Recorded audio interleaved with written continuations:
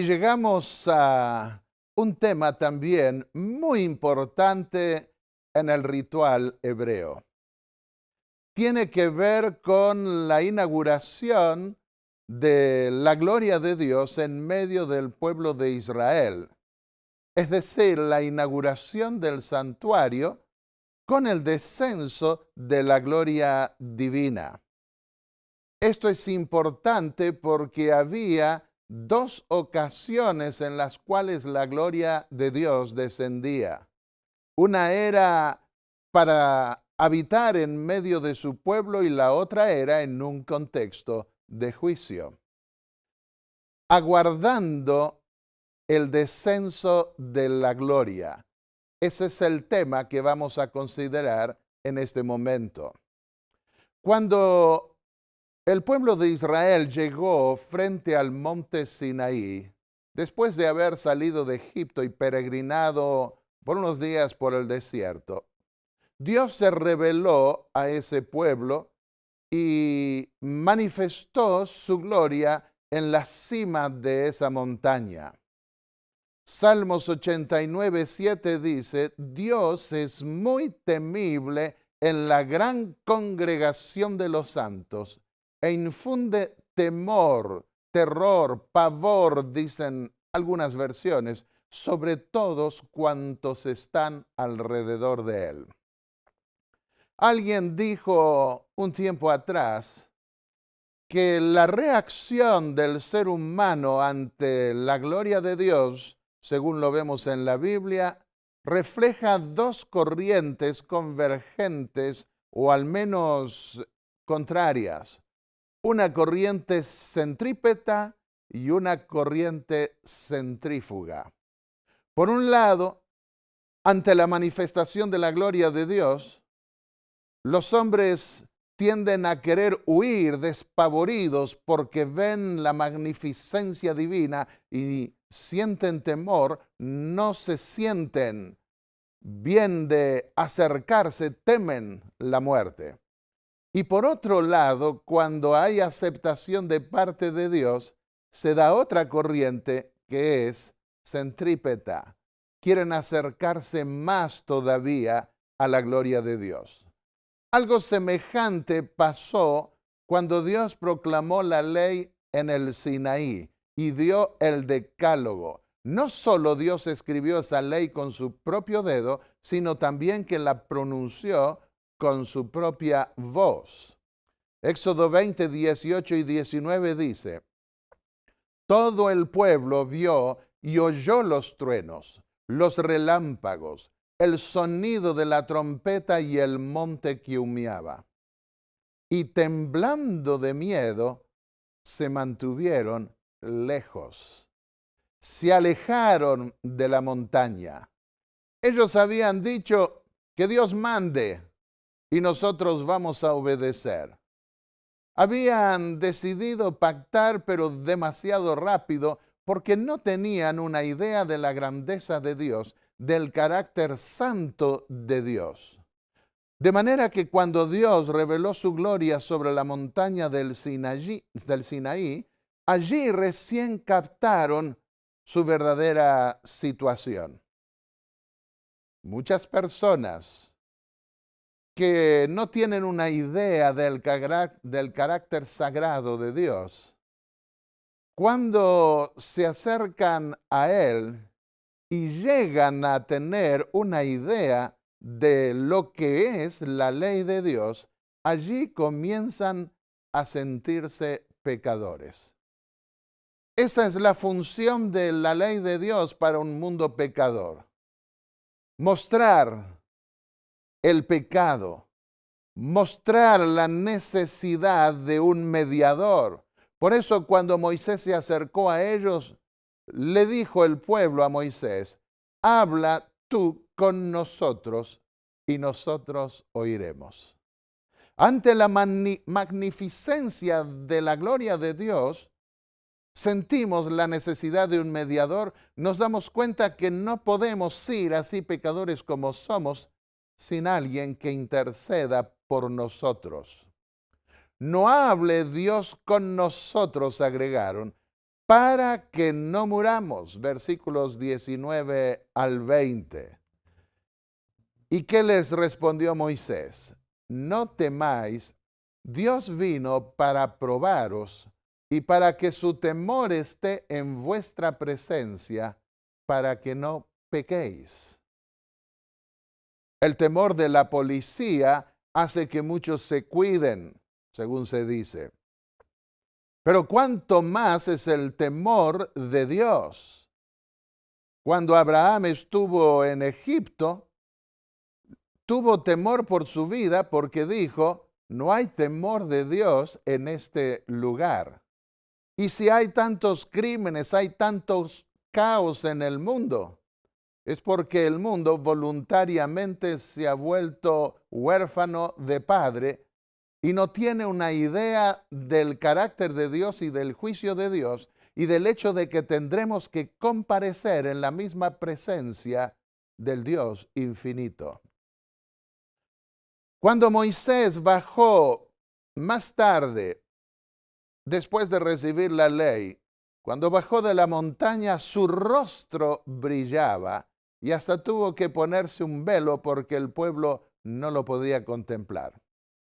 Al haber estado en la misma presencia de Dios, su rostro brillaba ante la congregación. Otro caso notable que encontramos es el de Isaías. Ya el Salmo 16:11 hablaba de esa otra reacción de querer acercarse más. En tu presencia, dijo el salmista, hay plenitud de gozo, delicias a tu diestra para siempre. Se produce así un cuadro paradójico. Por un lado hay temor. Por otro lado, cuando hay aceptación, como se dio en el caso de Isaías, se busca acercarse más a él. Y Dios habló con Isaías y él dijo, heme aquí, envíame a mí. Y aceptó el llamado profético. La gloria de Dios descendió en el monte Sinaí, esa gloria que estaba en el monte Sinaí, descendió de la montaña del Sinaí desde donde Dios había anunciado su ley. Las tablas del pacto también descendieron y se las depositó en el interior del arca. De esa manera Dios iba a continuar con su pueblo. El día que el santuario fue levantado, estamos ahora en el tercer libro de Moisés, el libro de Números, capítulo 9, versículos 15 al 16. La nube cubrió la tienda de reunión. Por misericordia, al descender de la montaña, Dios cubrió su gloria de nube, porque de lo contrario el pueblo no hubiera podido permanecer delante de él y hubiera muerto. Y de esa forma permitía que el pueblo se atreviera a acercarse, pudiese acercarse. De día, dice el pasaje, lo cubría la nube. Durante el día, esa nube producía sombra. En el calor del desierto y viviendo en tiendas, todos podían refugiarse bajo esa nube, bajo esa sombra, y significaba aceptación, pero producía calor y abrigo durante la noche, porque en el desierto, durante la noche baja el fresco y durante el día hace mucho calor. Dice en Números 9, 15 al 16. Desde el atardecer hasta la mañana apareció sobre el santuario como un fuego. De noche se veía con apariencia de fuego. Recuerdo cuando hace varios años atrás fuimos a visitar unos amigos que estaban en Carolina del Norte, Estados Unidos. Y quedamos en que íbamos a vernos después de estar con ellos. Fuimos nosotros primero, tomamos un ferry y fuimos a una de esas islas del Cabo Hatteras, como se llama, y Estuvimos allí en esos bancos de arena que están bien adentro en el mar. Allí no hay vegetación. E íbamos a tener que esperarlo. Durante la noche no hubo problema, teníamos una carpa, dormimos, pero íbamos a tener que esperarlo durante la mayor parte del día. Y ustedes saben o pueden imaginarse lo que es en el sol del verano tener que sufrir el sol, y como es un banco de arena, la vegetación era muy reducida, no había árboles, no había sombra. Adentro de la tienda era como un horno. Nos bañábamos en el mar, es cierto, pero no alcanzaba. Buscábamos refugio y no fuimos preparados con sombrillas para ello porque fue un viaje relámpago. De a momentos no sabía si debía irme. Estábamos con los 3 hijitos y mi esposa. Pero entonces no nos íbamos a encontrar a la tardecita con esos amigos. Y realmente estaba preocupado hasta que vino una nube. Y esa nube era angosta, no muy fuerte, pero lo suficiente como para producir sombra. Yo podía ver el sol cayendo sobre el lugar donde la gente se bañaba, y por otro lado, unos 20 metros más allá, podía ver 20, 40 metros más allá, también el sol, pero donde estábamos nosotros había sombra. Y estuvo 2 horas quieta, no había viento. Eso era peor para el calor del sol, pero con esa nube nosotros pudimos sobrellevarlo mejor. Siempre estuve agradecido a Dios por ese acto de la naturaleza que, creo, Dios permitió para protegernos de la intensidad del sol. Así también pasaba con el pueblo de Israel. El calor del sol hubiera sido muy grande, pero la sombra de la nube servía de refugio para todo el pueblo, y por eso pudieron vivir tanto tiempo en el desierto, y en la noche tenían el calor, el fuego de la gloria y de la presencia de Dios. La gloria se asentó sobre el arca del pacto, donde estaban los 10 mandamientos.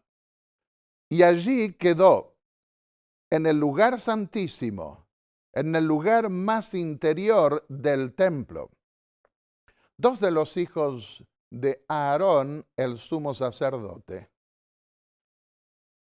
En ocasión de la inauguración, poco después de la inauguración, se acercaron al templo utilizando fuego e incienso extraños.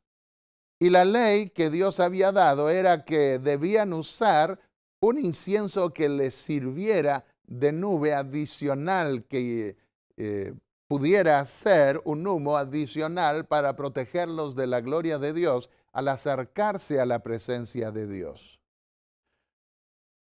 Y la gloria de Dios había consumido el holocausto, y el fuego, las brasas de ese altar nunca debían apagarse. No debían prender fuego extraño que no hubiese sido ese fuego que Dios ordenó, ese fuego que Dios mismo encendió. Y ellos utilizaron fuego e incienso extraños para acercarse a Dios, y fueron consumidos por el fuego de la presencia divina. Fuego e incienso extraños, dice Levítico 10, 1 al 3. Salió fuego de delante del Eterno y los quemó. Queridos amigos, con Dios no se juega. La ley de Dios advierte que la pena de muerte caerá sobre el transgresor a menos que recurra al sacrificio que paga el precio de la falta y se invoque la misericordia de Dios. Pero no podemos jugar con las leyes de Dios. Y esos 10 mandamientos que Dios escribió están en vigencia hoy, y debemos cuidar de cumplirlos al pie de la letra, tal como Dios lo indicó. En los que a mí se acercan, dijo el Señor, me santificaré, y en presencia de todo el pueblo seré glorificado. Estos dos hijos de Aarón tenían el privilegio de ir al lugar santo, al lugar más interior del templo, algo que no podían hacer los demás. Y a mayor responsabilidad, mayor castigo también, a mayores oportunidades, las consecuencias pueden ser mayores. La gloria de Dios en este caso fue un símbolo de rechazo que produjo la muerte de los transgresores de la ley de Dios. Más tarde se rebelaron 250 hombres bajo el liderazgo de Coré, Datam y Abiram. La tierra tragó a algunos de ellos, pero a otros un fuego del Señor los consumió. A los que pretendieron el sacerdocio, ese sacerdocio fue dado a los hijos de Aarón, a los hijos de Leví, pero otros pretendieron nosotros también podemos hacerlo. Cuidado con los sacerdocios impostores, porque el castigo, aunque ahora no se lo manifieste, llegará sin duda en el día final de ajuste de cuentas.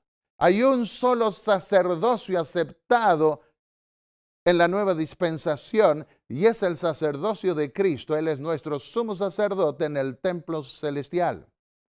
Todos nosotros somos intermediarios entre Cristo, Dios, entre Dios y el mundo. Pero el sacerdocio que debía interceder entre Dios y el pueblo y recibir los pecados del pueblo, eso Dios lo determinó solo para la descendencia de Leví en símbolo y para Cristo en su ministerio en el templo celestial. Cuando Salomón inauguró su templo, el templo de Salomón como se lo conoce, ese magnífico templo, él oró y al orar descendió fuego de los cielos y consumió el holocausto y las víctimas, y la gloria del Eterno llenó la casa. Aquí el descenso de la gloria significaba aceptación. Segunda Crónicas 7, 1 al 3.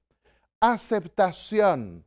Dios descendió. ¿Qué hizo el pueblo? Estuvo feliz. Hubo temor y alegría combinados. Porque ¿qué otra nación podía contar con un pueblo que era Dios? No solamente acá en la tierra como los dioses de los paganos, sino también arriba en el cielo. Ellos vieron descender del cielo la nube de la gloria de Dios que penetró en el interior y quedó en ese interior. Cuando los hijos de Israel vieron descender el fuego y la gloria de Dios sobre la casa, se postraron sobre sus rostros en el pavimento y adoraron y alabaron al Eterno. ¿Cómo no iban a estar contentos en medio de un mundo lleno de pueblos que se desplazaban de un lugar a otro, peleadores buscando predominar? ¿Cómo iban ellos a defenderse? Pero iban a contar, y ahora lo habían podido percibir, con Dios morando en medio de ellos, el Dios omnipotente. Y dijeron, porque Él es bueno y su misericordia es para siempre. Así que vemos que el descenso de la gloria tiene que ver también con aceptación, con aprobación de parte de Dios. Ellos debieron prepararse con sacrificios. Primero se ofrecieron sacrificios para poder ser aceptos delante de Dios. El templo de Salomón fue una de las maravillas antiguas del mundo antiguo. Tenía el altar de bronce por un lado en el patio, el mar de bronce con las 10 fuentes más pequeñas de bronce para que se lavaran y hasta bañaran los sacerdotes. Lo llamaban así, era la fuente de bronce. Y En el interior estaba la presencia de la gloria de Dios. Cerca de 4 siglos después, Dios retiró su presencia del templo de Salomón. Casi 4 siglos. La gloria del Dios de Israel, dijo Ezequiel, se elevó de encima del querubín sobre el cual había estado al umbral de la casa. Y la casa fue llena de la nube, y el atrio se llenó del resplandor de la gloria del Eterno. Acá vemos que la gloria de Dios cubre el templo ahora, pero en un contexto de juicio al final, cuando Dios va a retirarse de ese templo. Esto es importante tener en mente porque en el Apocalipsis también, cuando se derraman las 7 postreras plagas sobre el mundo en un contexto de juicio, se llena el templo de la gloria y de la nube de la presencia de Dios, el templo que está en el cielo. Y nadie puede entrar, todos salen para ejecutar los juicios divinos sobre la tierra. El retiro de la gloria de Dios. La nube o el humo que llenó el templo se dio en esa oportunidad final como símbolo de rechazo de la nación. Ezequiel 11, 22 al 23 dice, la gloria del Señor se fue de la ciudad y se paró sobre el monte que está al oriente de la ciudad. La entrada del templo daba al oriente, hacia donde salía el sol. Las puertas estaban tan bien hechas, tan bien ubicado, que con el movimiento del sol de los equinoccios de invierno y de otoño, se podía saber el momento en que se producían los equinoccios con los primeros rayos que entraban por esa puerta oriental. Y la gloria ahora se fue, sin embargo, y se paró sobre la montaña oriental por un tiempo hasta que finalmente se fue. Cuando la gloria de Dios se retiró de la ciudad, esta quedó desprotegida y fue luego destruida por los babilonios. Ese retiro de la gloria de Dios significó el rechazo divino de la nación de Israel. ¿Por qué Dios rechazó a Israel? Segunda Crónicas 36, 16. Ellos se reían de los mensajeros de Dios, menospreciaban sus palabras y se burlaban de sus profetas. No vivimos hoy en un mundo que se burla de la palabra de Dios, que se burla de los mensajeros de Dios.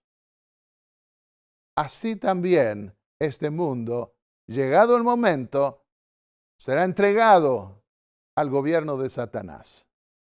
Y ocurrirán los peores desastres. Pareciera ya estar avanzando este mundo en esa dirección por el caos y la violencia, que existe la inmoralidad de toda naturaleza, que es hasta venerada, aceptada por la humanidad.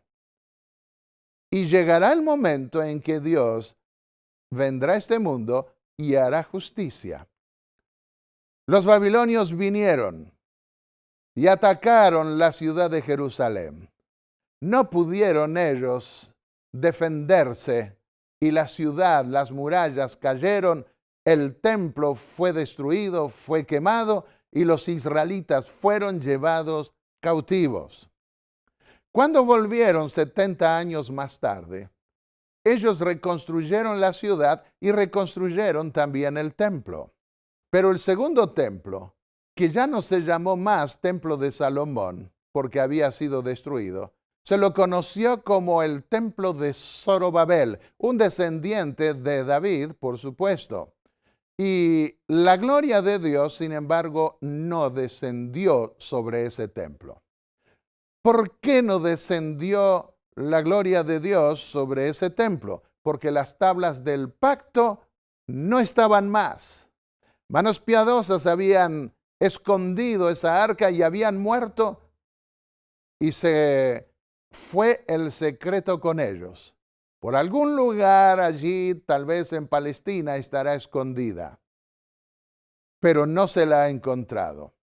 Y al regresar, los israelitas no se atrevieron a hacer otra arca porque esa ley había sido escrita por Dios mismo. Representaba el trono de Dios y no se podía reemplazar el trono de Dios.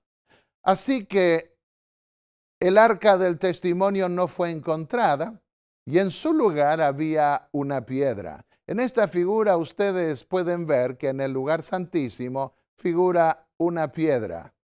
Los estudios arqueológicos, sin embargo, arquitectónicos también, más recientes, parecen probar que no solo el lugar santísimo era como una roca, y a esa roca los judíos hoy la llaman sacra, sino que Salomón había hecho tallar en esa roca un espacio que estaba más elevado donde poner el arca, porque las medidas de ese espacio coinciden con las medidas del arca. Y allí el sumo sacerdote en el día de la expiación ofrecía la sangre del sacrificio una vez al año. ¿Por qué descendió la gloria de Dios sobre el templo de Salomón? Porque el arca del pacto con las tablas del testimonio estaban allí. ¿Por qué no descendió la gloria de Dios sobre el templo de Zorobabel? Porque el arca del pacto con las tablas del testimonio no estaban allí. Así de simple. Querido amigo, quiero decirte que la gloria de Dios puede descender hoy en una dimensión espiritual también. Pero esa ley que fue escrita en piedras debe escribirse en carne, en tablas de carne del corazón, dijo el apóstol Pablo, a través del Espíritu Santo. Es Él, es Dios mismo en la persona del Espíritu Santo quien escribe esa ley en tablas de carne del corazón. Y para que la gloria de Dios descienda, debe escribirse esa ley. De lo contrario, cuidado, que puede tratarse de un fuego impostor, de alguien a quien le gusta presentarse como ángel de luz y que busca atraer a la gente con cosas espectaculares y milagrosas, pero que no provienen de la debida fuente. El profeta Ageo y el profeta Zacarías, los dos, fueron llamados para animar a los que construían el templo. Y prometieron que la gloria de Dios iba a venir en el futuro. Debían ahora mirar hacia adelante. Antes habían contado con la presencia de Dios en el templo. Hubo momentos de apostasía, pero Dios había permanecido allí. Se habían dado ciertos juicios y Dios siempre había permanecido en medio de Israel. Pero la gloria de Dios se había ido. Es cierto, ellos pudieron volver conforme a las promesas divinas, pero la gloria de Dios no descendió. ¿Cuándo iría a descender la gloria de Dios? El profeta Jeremías anunció que vendría una época en que nadie se preguntaría más por el arca del pacto, porque la ley de Dios iba a ser escrita en cada corazón, en cada hijo redimido. Y el profeta Ageo, que alentó a los constructores poco antes de la inauguración del templo, de la conclusión de ese templo de Zorobabel, dijo de parte de Dios, un poco más, y vendrá el deseado de todas las gentes o de todas las naciones, y llenaré esta casa de gloria, dice el Señor Todopoderoso. Debían mirar ahora hacia adelante a la gloria que iba a venir. Así también hoy nosotros estamos mirando hacia esa gloria que va a venir pronto y descenderá de los cielos. Hace unos pocos años atrás, recibí una noticia, como siempre, de esas noticias inesperadas. Nuestro hermano menor, éramos 3, había muerto en un accidente de tránsito en Luxemburgo. estaba yendo a predicar. Él estaba enseñando teología en el seminario adventista de Collonges-sur-Salève, en Francia, cerca de Ginebra, donde yo había enseñado años atrás, durante 3 años. Y tuvo un accidente y murió. Y alguien me mandó lo que el cuarteto Los Heraldos del Rey de Brasil cantaban. Un poco más, un poco más, y vendré a buscarte a ti. Queridos amigos, pronto el Señor vendrá. Un poco más. ¿Estás cansado? ¿Tienes demasiados problemas? ¿Quién no los tiene? Un poco más. Porque también nosotros estamos esperando no la primera venida como aquellos del Mesías y de la gloria de Dios. Estamos esperando la gloria de Dios al final del juicio. Y dijo Ageo, capítulo 2, versículos 7 al 9, mía es la plata y mío el oro. La gloria de esta segunda casa será mayor que la primera y daré paz en este lugar. No se preocupen por el momento presente, por las carencias que tiene este templo recién en construcción. Un remanente volvió y un remanente iba a salvarse y la gloria de Dios iba a descender sobre ese remanente. Zacarías, que fue contemporáneo de Ageo, y ellos profetizaron alentando a los constructores alrededor de 4 años antes de la inauguración del templo para que pudieran terminarlo. Refirió de parte de Dios la promesa: yo seré para ella, para Jerusalén, muralla de fuego en derredor y su gloria en su interior. Zacarías 2, versículos 5 y 10. Y entonces dice el profeta, o Dios a través del profeta: canta y alégrate, hija de Sión, porque yo vengo a morar en medio de ti. Cuando Dios promete, cumple. Y el último profeta del Antiguo Testamento Dios también confirmó esa promesa en un momento en que muchos pensaban que se demoraba esa gloria en descender, que tal vez no iría a venir nunca. Y entonces dijo Malaquías 3:1, yo envío mi mensajero, el cual preparará el camino delante de mí.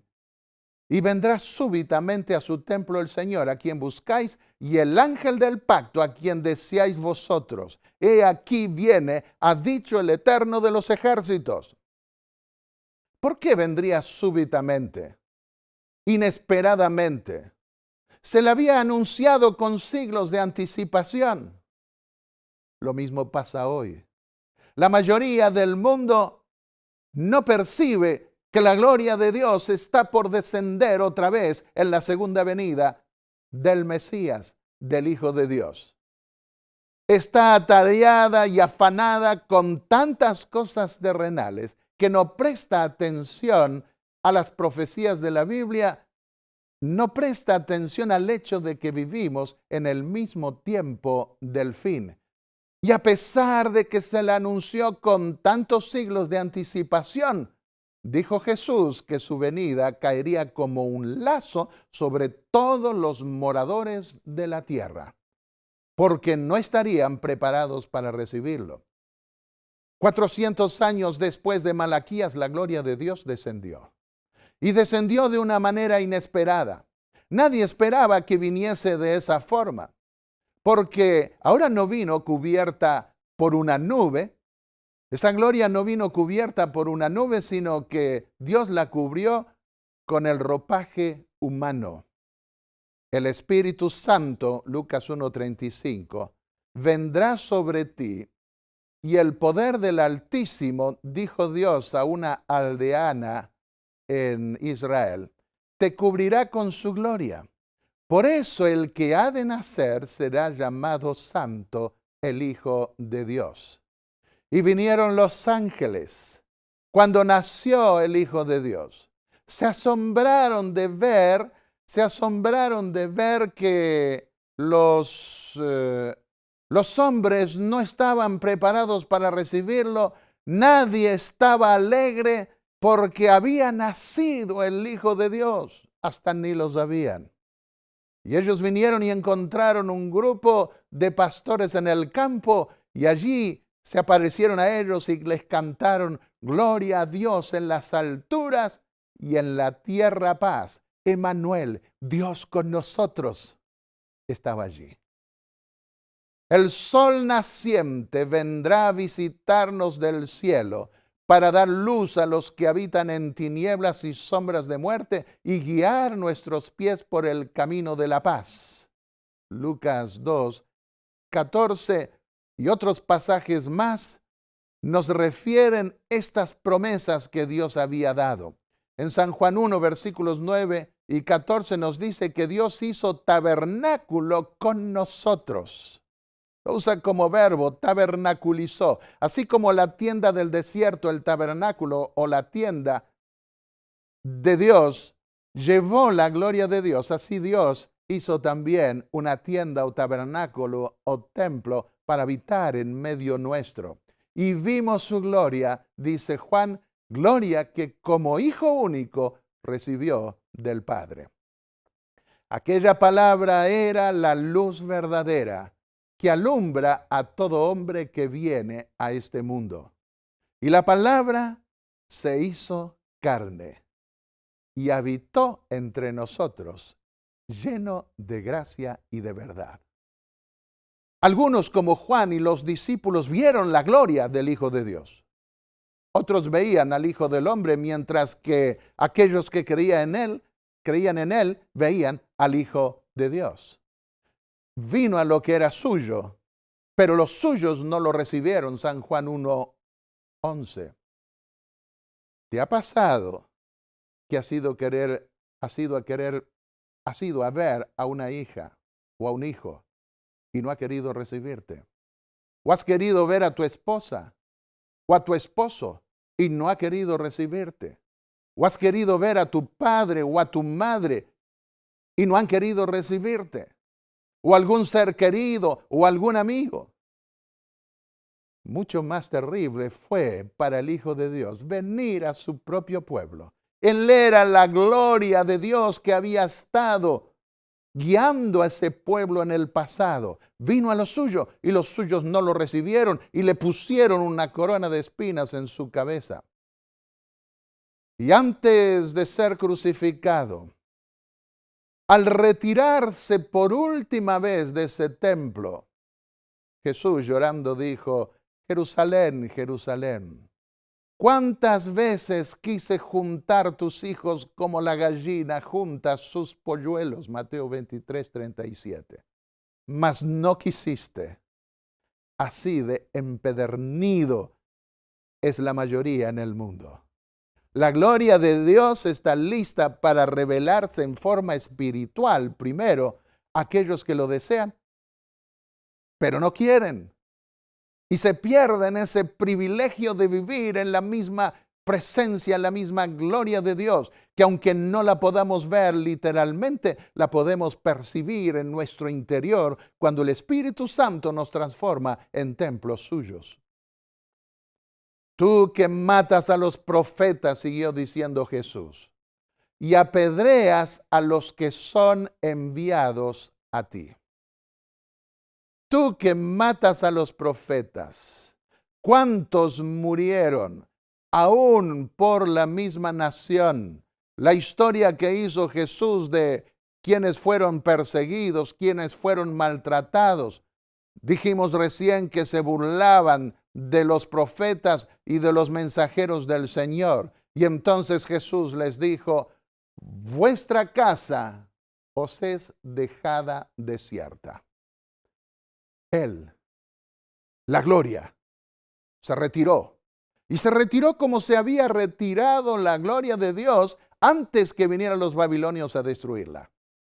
Se fue por la puerta oriental, por la entrada al patio del templo, y la casa de Dios quedó desierta. Y dijo Jesús: porque os digo que no me veréis más hasta que digáis: bendito el que viene en el nombre del Señor. Y ahora, al retirarse, esa casa quedó desguarnecida y fue destruida no por los babilonios, que ya no existían más, sino por los romanos, por el imperio romano. Escribió Elena de White: por la presencia de Cristo, y solo por ella, la gloria del segundo templo superó la del primero. Pero Israel tuvo en poco al anunciado don del cielo. Y con el humilde maestro que salió aquel día por la puerta de oro, la gloria había abandonado el templo para siempre. Está en el precioso libro El conflicto de los siglos, página 27. Esa declaración es muy significativa. Dios había prometido llenar esa casa con una gloria mayor que la anterior, y allí estaba el mismo Hijo de Dios en medio de ellos, pero ya no viniendo en una nube, sino cubriendo su gloria en la carne humana, y por eso no la percibieron. En el libro El deseado de todas las gentes, páginas 769 y 770, Elena de White describe todo este proceso de la retirada de la gloria de Dios del primer templo de una manera extraordinaria, maravillosa. Dice: la Santa Shekinah. ¿Qué era la Shekinah? El término hebreo para hablar de la gloria de Dios. Era como una especie de pabellón que cubría el lugar santísimo. La Santa Shekinah, al apartarse del primer templo, del templo de Salomón, había permanecido sobre la montaña oriental como si le costase abandonar la ciudad elegida. Así Cristo estuvo sobre el monte de las Olivas, estaba al oriente de Jerusalén, contemplando a Jerusalén con corazón anhelante. Los huertos y vallecitos de la montaña habían sido consagrados por sus oraciones y lágrimas. En sus riscos habían repercutido los triunfantes clamores de la multitud que le proclamaba rey. En el huerto de Getsemaní, que estaba al pie, había orado y agonizado solo. Desde esta montaña había de ascender al cielo, y en su cumbre se asentarán sus pies cuando vuelva, no como varón de dolores, sino como glorioso y triunfante rey, estará sobre el monte de las Olivas. Esto es en referencia a la tercera venida de Cristo, cuando descienda a la ciudad de Dios, al concluir el milenio. Aquí no tenemos tiempo de ver esto en detalle, pero lo veremos después en otra oportunidad. Y entonces descenderá la gloria de Dios. Esto lo profetizó el profeta Zacarías. Y continúa diciendo: mientras que los aleluyas hebreos se mezclen con los hosanas gentiles y las voces de la grande hueste de redimidos hagan resonar esta aclamación: coronadle Señor de todos. ¡Qué encuentro maravilloso será aquel! Cuando por fin Dios descienda del cielo con los redimidos después del milenio, con la ciudad de Dios que desciende del cielo, para transformar este mundo en un nuevo cielo y una nueva tierra, donde viviremos en paz para siempre, donde nadie hará más daño en el santo monte de Dios, y donde podremos disfrutar de la presencia de Dios sin traba alguna, sin velo alguno, para siempre. El libro, la epístola a los Gálatas, el capítulo 3 y el versículo 19 dice: los carros de Dios son veintenas de millares, entre ellos el Señor vino del Sinaí a su santuario. Esto en realidad está en un salmo, pero dice Gálatas 3:19, la ley fue promulgada por ángeles, por medio de un mediador.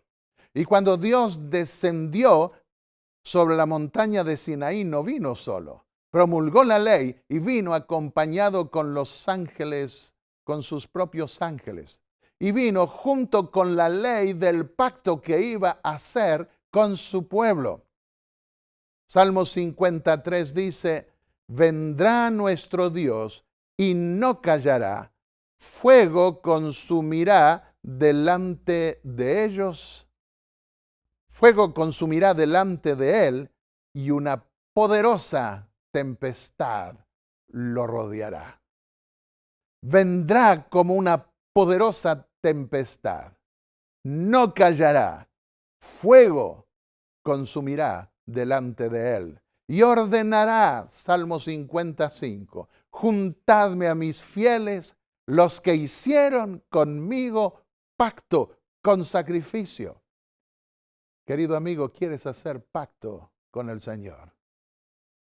El pacto de Dios está en su ley, los 10 mandamientos. El pacto de la sangre del sacrificio nos permite mantener en vigencia ese pacto divino, porque todos hemos violado la ley de Dios, pero podemos ser puestos al mismo nivel de esa ley, de tal manera que esa ley no nos condene, porque nuestros pecados han sido cubiertos por la sangre del sacrificio del Hijo de Dios. Y Dios quiere hacer un pacto contigo. No puedes vivir en este mundo pretendiendo que tú tienes libertad para hacer todo lo que se te da la gana. Sí, Dios da cierta libertad, pero eso será para tu propia destrucción, para tu propio mal. No puedes pretender que puedes estar bien con Dios y con el diablo. Debes comprometerte, como se hace en un matrimonio que se quiere formar en forma seria y cabal. Debes comprometerte con Dios también, a ser su hijo, y entonces Él te adoptará como hijo suyo. Ordenará, juntadme a mis fieles, los que hicieron conmigo pacto con sacrificio, y los cielos anunciarán su justicia, porque Dios mismo es el juez. Versículo 6. La ley de Dios, la justicia de Dios, la traerá el Señor. Los cielos la revelarán a un mundo pecador que será destruido, y Dios vendrá por su pueblo. San Juan 14:3 dijo Jesús, vendré otra vez. Por eso estamos mirando esa gloria para el futuro. El Hijo del Hombre vendrá en la gloria de su Padre, dijo Jesús en Mateo 16:27, con sus ángeles, y entonces dará a cada uno conforme a sus obras, según sus obras. Vendrá en la gloria de su Padre.